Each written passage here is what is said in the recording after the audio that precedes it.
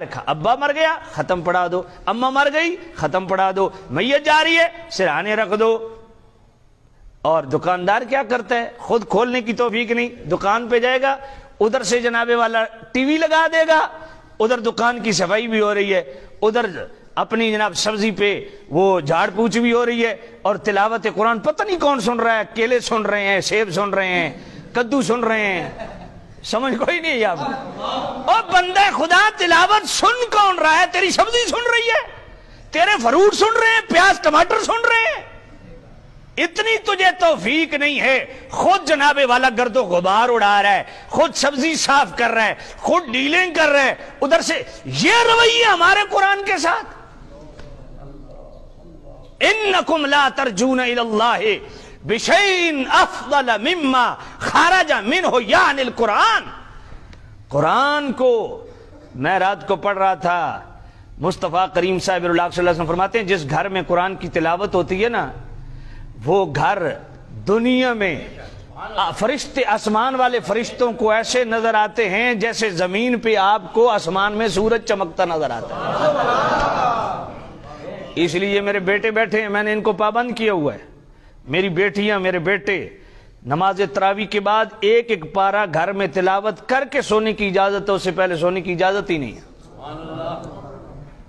تو سامعین ذی احتشام، اللہ کا واسطہ اپنے گھروں کو قبرستان نہ بنائیے۔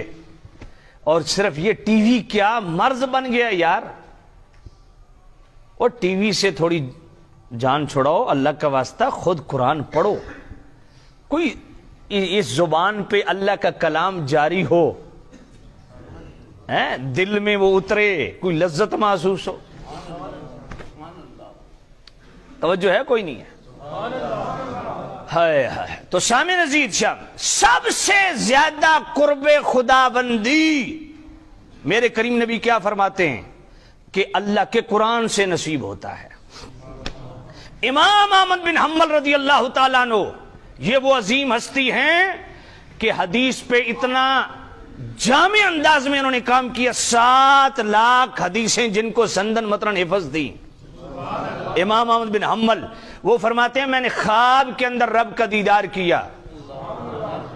اب میں یہ واقعہ ایسا آپ کو سنانے لگا ہوں، ایمان تازہ ہو جائے گا، آپ فریش ہو جائیں گے، آپ کو دل میں روحانیت محسوس ہوگی، اور میں چاہتا ہوں کہ ایک ایسی سبحان اللہ سننے کو ملے کہ اللہ تعالیٰ اپنی پاکی سن کے ہم سب کو پاک فرما دے۔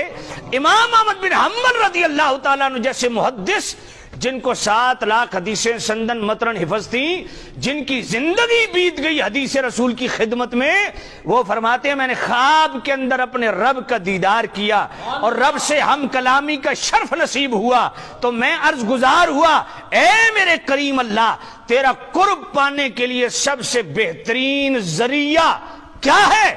اللہ نے فرمایا قرآن۔ حضرت امام احمد بن حنبل عرض کرتے ہیں میرے اللہ، کوئی سمجھ کے پڑھے یا بغیر سمجھے پڑھے؟ تو اللہ نے فرمایا احمد، یہ میرا وہ کلام ہے جو سمجھ کے پڑھے وہ بھی میرا قرب پا لیتا ہے، جو بغیر سمجھے پڑھے وہ بھی میرا قرب پا لیتا ہے۔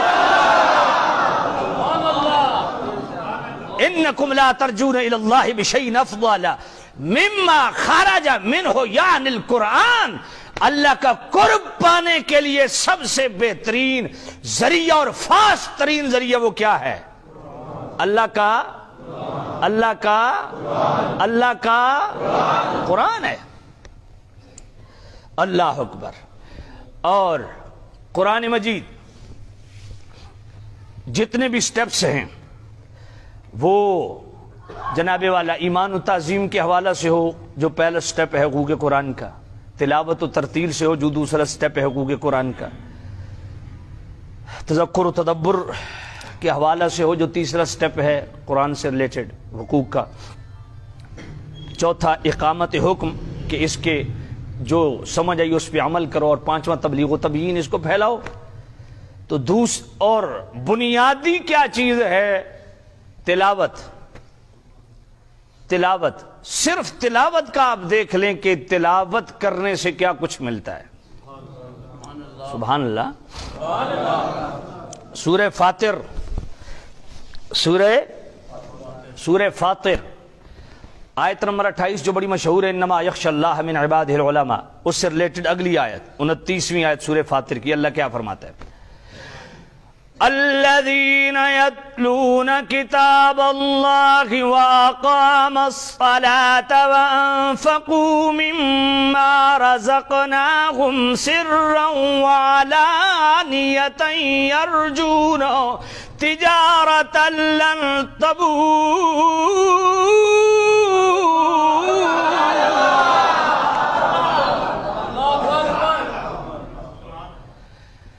لِيُوَفِّيَهُمْ أُجُورَهُمْ وَيَزِيدَهُمْ مِنْ فَضْلِهِ إِنَّهُ غَفُورٌ شَكُورٌ۔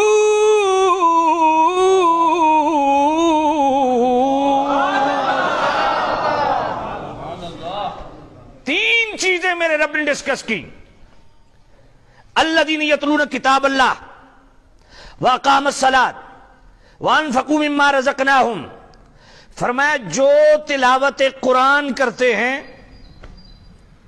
اور نماز قائم کرتے ہیں، وَأَنفَقُوا مِمَّا رَزَقْنَاهُمْ، اور میرے دیے ہوئے رزق حلال سے انفاق کرتے ہیں، اللہ کے راستے میں خرچ کرتے ہیں، سرن جہرن، چھپ چھپا کے اور اعلانیہ، فرمایا یرجون تجارتا لن تبور، یہ تلاوت قرآن کرنے والے، یہ نماز قائم کرنے والے، یہ اللہ کے راستے میں انفاق فی سبیل اللہ کرنے والے، فرمایا یہ وہ ہیں، یہ اللہ سے وہ تجارت کر رہے ہیں جس میں گھاٹا نام کی چیز نہیں ہے۔